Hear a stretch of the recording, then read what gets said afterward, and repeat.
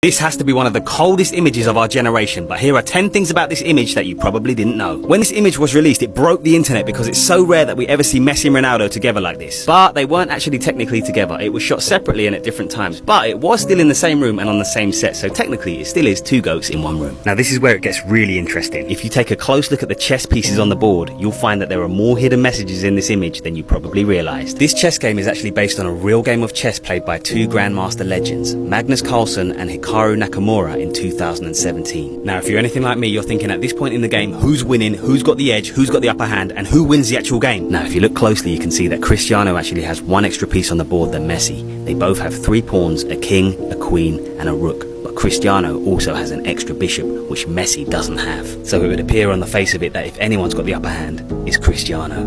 But things are not always as they seem. Let's take a closer look. The game that this is actually based on ended in a draw. There was no winner or loser. It might look like there are still a lot of pieces on the board, but this game is over. The result of the game is a draw because white is up a bishop and black has nothing better than a perpetual. The game of chess coming to an end could symbolize the two goats coming to the end of their careers, which will be a sad day for all of us. And yes, sometimes I do lie awake at night thinking of that looming day. Here's some other things about this image that could be hidden messages. It's no secret the importance of the number 7 to CR7, so the fact that he's on the side of the board with 7 pieces may be more than just coincidence. In chess, white has an inherent advantage and makes the first move, which could be referring to Cristiano being slightly older and making his pro debut 2 years and 9 days before Lionel Messi, giving him a bit more time to play more games and build his stats. Or it could be symbolic of Cristiano having a genetic advantage over Messi by being physiologically superior in many departments, for example speed, height, strength and vertical jump. However, there is room for debate on who is physiologically more designed for being the ultimate footballer, because Messi's low centre of gravity, high game IQ and technical ability